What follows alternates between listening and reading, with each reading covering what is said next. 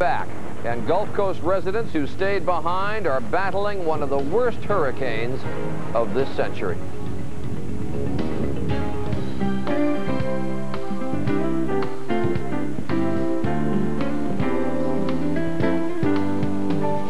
Good morning, America. I'm Charles Gibson in New York. It is Wednesday, August 26th, and it is in the state of Louisiana that Hurricane Andrew is doing its damage. It did not come in at New Orleans as expected. It went over to the center part of the state, is headed right now to the city of Lafayette, Louisiana, where Mike Schneider is. He'll be bringing you the news from there and throughout the state in just a few moments. Our Nancy Snyderman, who has been sitting in this week for Joan London, is in Lake Charles, Louisiana. Nancy? Charlie, I am in Lake Charles, and although Lake Charles is not expected to really see much of a hit from this storm, right now as I'm talking to you, I'm sort of leaning into the wind. The winds have picked up significantly. You can see that the now sunlight here has risen across Lake Charles. You can see the bridge that leads over to Beaumont, Texas. So for right now, although people are just leaving, going to the shelter where I'm standing and going back to their homes, things look pretty good for the people of Lake Charles this morning. All right, thanks very much, Nancy. The path of the storm through Lafayette, it's about, what, 30 miles south now of Even Lafayette? Closer now, about 25 miles south. 25 miles, moving straight up the state. That's correct. And the path is expected to remain that way, due north, right up through the center of the state of Louisiana, through Lafayette, Alexandria, Monroe, and then later today or this evening through Pine Bluff, Arkansas. And one of the great dangers of the storm, even after the eye has passed by, is those spiral bands of violent thunderstorms and tornadoes that follow. So tornado watches are in effect as well along coastal areas from Biloxi, Mississippi, over to about Lake Charles, Louisiana. The storm has slowed down. That means a lot of extra rain, and of course those are very low-lying areas, and they have great difficulty absorbing it. As I mentioned, or as Spencer mentioned, the storm 25 miles now south of Lafayette, Louisiana. It is in Lafayette that Mike Schneider is standing by with the news. Mike? Thank you, Charlie. Good morning, everybody. We were talking before about some loud noises we had heard and how it sounded like something crumbling or being torn off here. Well, if you take a look back over there about 100 yards from where I'm standing, you can see the dark steel. That used to be a roof. That's gone, and it's not the only one around here. We have seen signs of roofs being torn up all over the place as these winds go through here. We'll talk to Bob Sheets in a moment and find out what kind of winds they're clocking. But needless to say, Lafayette is going through a living hell this morning. There are heavy rains that have been going on here for the better part of 3 or 4 hours now. The winds have been accelerating for the most part. We're in a bit of a lull right now, but maybe Mr. Sheets will be able to account for that as well. All we know is that ever since this storm came across the beach, made landfall last night at about 2:30 in the morning our time, there has been no let-up in the harsh weather we've been experiencing. Now, to Coral Gables, Florida, the National Hurricane Center, Bob Sheets, the director there. Bob, where is the eye of the storm right now in relation to where we are? Well, Mike, the best we can tell you from the radar that we have here right now is the center is located about 20 miles to the east of you. Instead of moving directly over you, as we talked about earlier, the radar is indicating that it's wobbling straight to the north there, very slow drift to the north, and so you're in the eye wall region at this time. We have been obviously putting out the warning that you've been putting out about tornado dangers here. There have been twisters reported. What kind of maximum wind speeds, though, are we talking about as a direct result of the hurricane?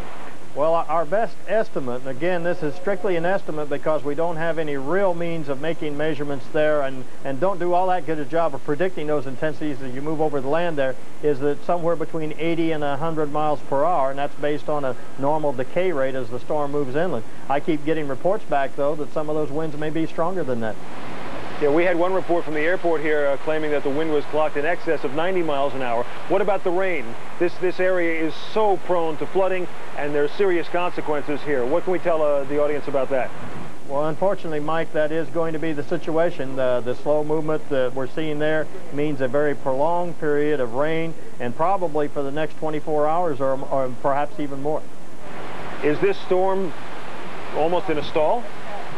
Almost that, yes. It's very slow northward drift. I keep looking at every next radar update and hoping it's moving along somewhere, and it is slowly drifting toward the north. So it hasn't totally stalled, but it's slowly drifting toward the north. All right, Bob Sheets, thanks so much for your help once again on this morning that Andrew came ashore. We're going to go to Mike Von Frem right now. He has been covering the hurricane a little bit further down the road a ways. And he was on the road a couple of moments ago when he came to a grinding halt. Michael, why don't you explain exactly what happened? Well, Charlie, we've been talking about the wind all morning. I can tell you the problem right now here is the water. It is over the engine of the cars, and to navigate it to try and get, I was trying to get to a satellite truck that was in a protected alcove functioning. As I was headed there, the manager of the Quality Inn called the civil defense officials to say that his roof had just collapsed. Now, that's right across the street from the uplink truck that is functioning, but we just can't get there. The car begins to float. I got an excellent tour of the area here, and I'll tell you what you can see. You see trees down everywhere. You see rooftops off houses. I do not see the same damage that we saw from Miami. For example, there are not cars on top of one another. There are not houses that are completely leveled. The problem here now, though, Mike, is the water. It's rising. You can't get around it. And with the just sheets of rain continuing to come down, I think that is going to be the real dilemma in this low-lying area. We have, though, because of this wind, though, it has been sufficient to cause not only roofs to come off of some homes, but actually to collapse in. We've had reports now of 2 shelters being affected like that. One high school apparently suffered a total collapse, and another high school that was being used as a shelter had a partial collapse. Michael, what about the shelters in the areas you visited? Well, the shelters are holding, but people thought that the hotels were safe, and that Quality Inn, I passed by earlier before this storm really began to bear down, and it was full. I mean, people had felt that they would be safe, that it's a brick structure, and for that roof to collapse, I mean, we've got to make it over there, Mike. I'm told it's the Best Western, not the Quality Inn, but there were a lot of people in there, and it's something we've got to check out just as soon as the water can go down far enough for us to be able to get anywhere. All right, Michael, be careful out there. Mike Von Frem reporting. Over to New Orleans right now. Karen Burns has been covering the situation for us there. This was the city that was supposed to get hit hardest of all. Luck would have it, the storm went west on the coast a little bit, but New Orleans did not get off all that easily. And Karen, I understand the airport's now been closed. That's right, Mike. The airport has been closed because earlier this morning there was an explosion. It hit a transformer at a power substation. That sparked a gas main leak, a fire, and now the airport is out as well. And while New Orleans has not been hit in any way like you all have, we do have some of the after effects. Some of the hurricanes tend to spawn squalls, as you've said, and we are having a lot of wind, rain, a lot of flooding. To the south of it, there have been a lot of tornadoes. There have been several. There have been at least 30 injuries reported here. To the south of us, on an island, Grand Island, there are at least 2 to 3 feet of water on all of the highways there. Most of that island has been evacuated, and most of that island is underwater.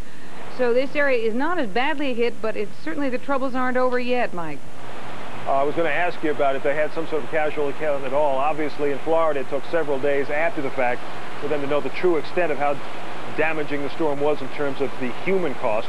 Do we have any sense of any loss of life figures here or injuries? Injuries are still coming in. As I said, from the tornadoes alone, there are about 30 injuries. But again, this is an area, there's a lot of water, there are a lot of bayous here, and it's going to take some time. As soon as this quiets down, the Coast Guard will go out. They put their boats inland for the time being. They'll go out and they'll check the water areas where people have stayed in their homes. Those are the areas we aren't likely to hear about for another day or so, and those are the areas that might have been harder hit and where the flooding is likely to cause damage. Karen, thank you very much. ABC's Karen Burns in New Orleans for us. New Orleans, it might be said, to a certain extent, did dodge the bullet. But then again, a few days ago, the day after the storm in Florida, Governor Lawton Chiles said, and I'm quoting now, "It looks like we may have dodged a bullet."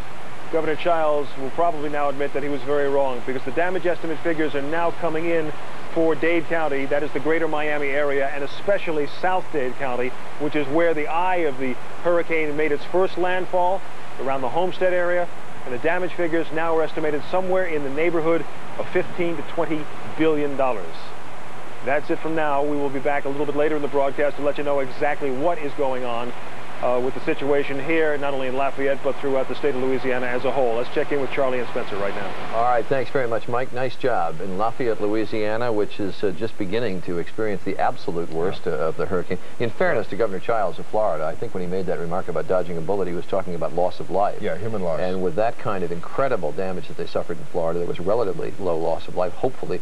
that will be the case in Louisiana as well. And that is remarkable. You're right, the relatively low loss of life. Well, let's hope that is the case in Louisiana. The damage certainly appears to be comparable to that in Florida. This is the path of the storm the last 48 hours as it crossed over the southern tip of Florida, right through the Gulf, strengthened, and then hit onshore earlier this morning in Louisiana. Now, of course, it's moving right up through the central part of the state, about 20 miles east of Lafayette right now. Highest sustained winds still over 110 miles per hour, with gusts reported as recently as an hour ago of over 160 miles per hour. Because the storm has slowed down, as Bob Sheets said, almost to a stall, that means the rainfall effects will be more severe and flooding will be more extensive. It's dumping anywhere from 6 to 10 inches of rainfall generally, and those violent spiral bands being whipped out by the center of the storm producing thunderstorms and tornadoes. Tornado watches are still in effect until about 1 o'clock this afternoon, Eastern time, from Biloxi, Mississippi, through New Orleans, over to Lake Charles and the eastern Gulf Coast of Texas.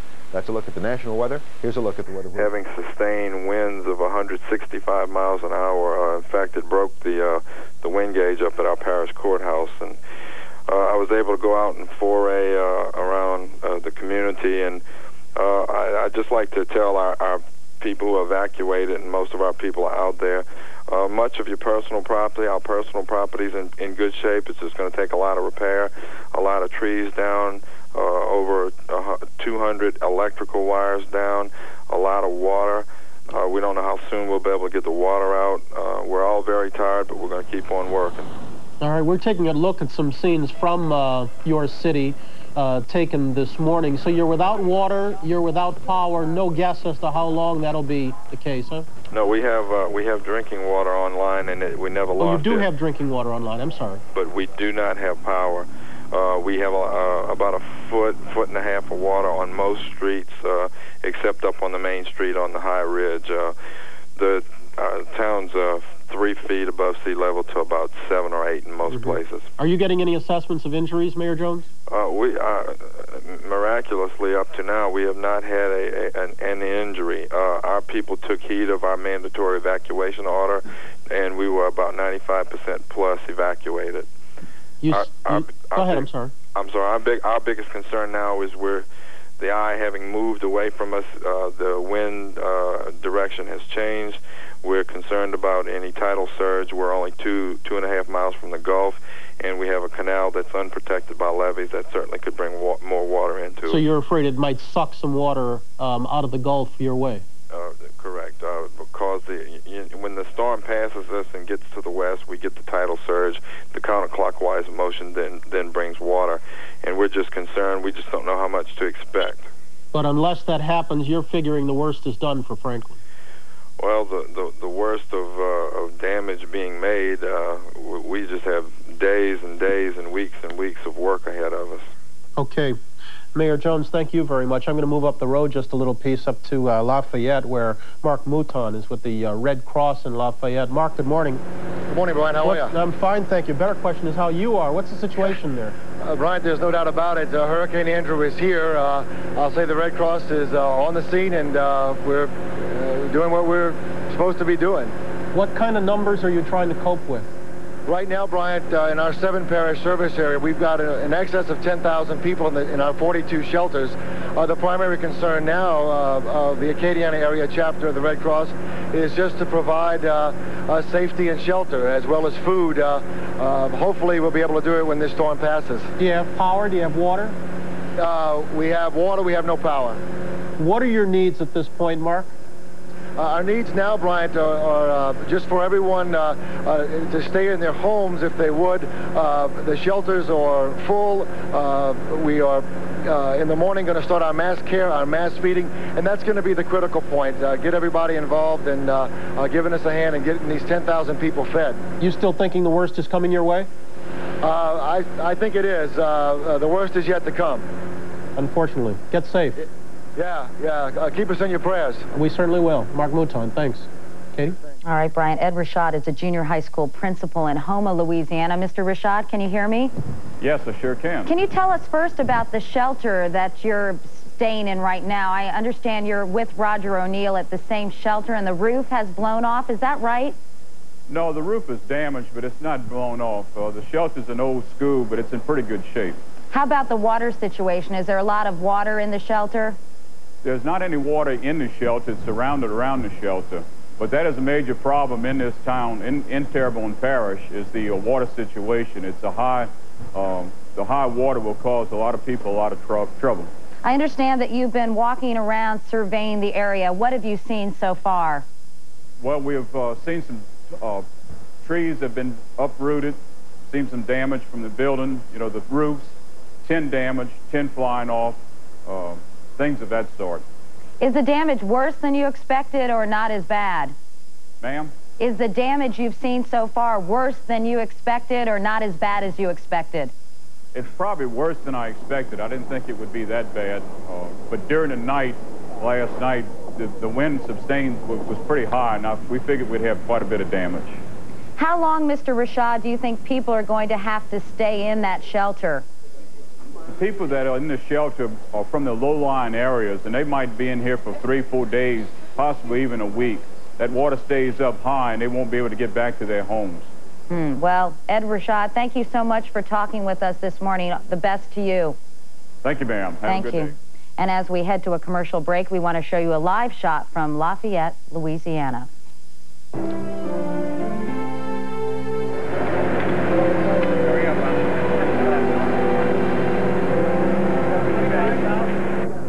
Well, just continuing to blow and a lot of rain. If you walk around, you can hear the noise of what must be tin sort of roofs coming off. Light roofs, I'm going to say, like corrugated tin. So there's going to be considerable damage here. They've got the trailers overturned. As we mentioned before, there were some heart attack calls. And so it'll take quite a while to assess the damage here. I can't say yet whether it's going to be as fierce as it was, for instance, in some of the low-lying areas of Louisiana, but they'll sustain good damage up here, and there may be more to come. I think it's probably still building. Bob, they say mad dogs and Englishmen only in the noonday sun. Who else is out in the street besides reporters at this hour? Well, there are a few lonely law enforcement officers responding to calls, but only responding to calls. I mean, there's no sort of patrolling or anything like that. And frequently, when the call isn't urgent enough, they just don't go on it. For instance, a report of damage, you know, a roof off, they're not going to do that until after it dies down. Right. In fact, we had seen a report earlier that they had heard a lot of calls coming in, but they could do nothing but feel for those people who had not evacuated. Okay, Bob Hager, try to get to some safe ground, will you, if it's heading your way? All right, we're going to come on back in just a moment. It's 8:21. Back in a moment, right after this.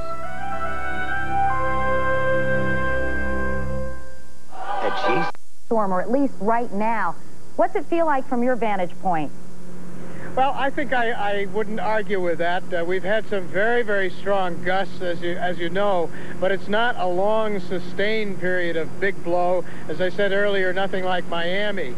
So I think that I was trying to figure this out. Most of these hurricanes are very well defined. They build, and then you get the eye, and it goes down, and then it builds again, and it moves through in a very logical fashion. Here, that's not happening at all. And I think it's the fact that it's over land now, and it's much less well-defined, so it's erratic.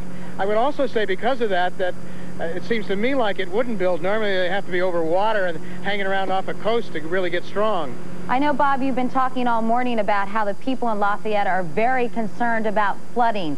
What's the situation there? So far, we've not had that flooding.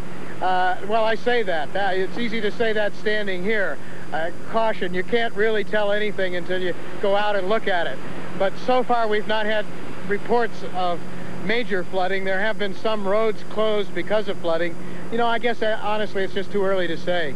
All right, Bob Hager, thanks so much. I'd like to say stay dry, but no point in that. Thanks, Bob.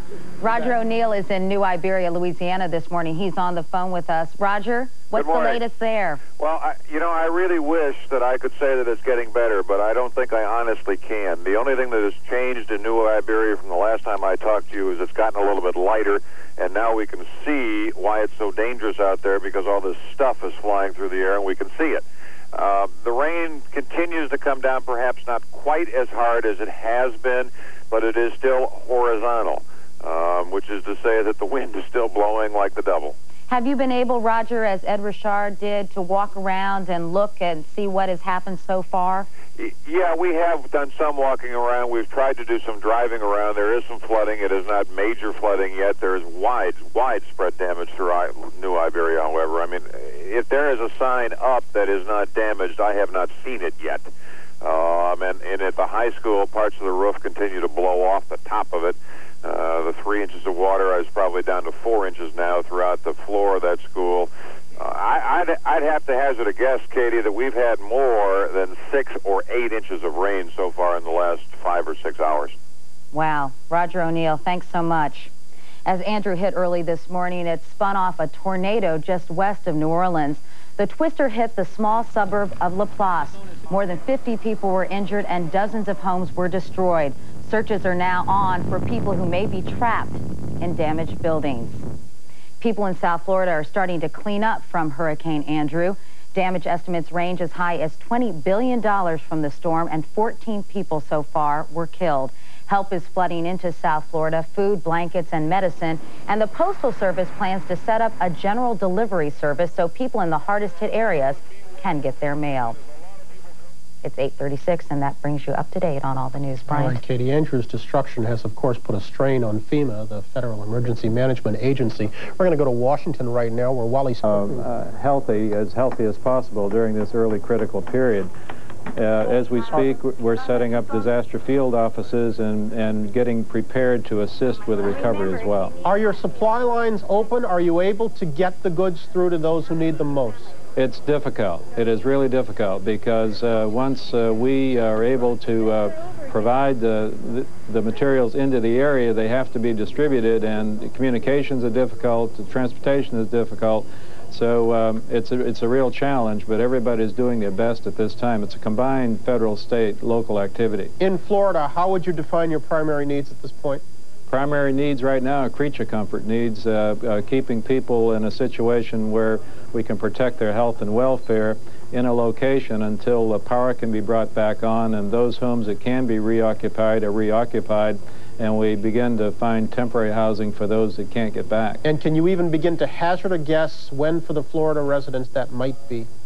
It's hard to know, Brian. When I was down there yesterday, Florida Power and Light was hoping that power could be on through many of the areas by the weekend.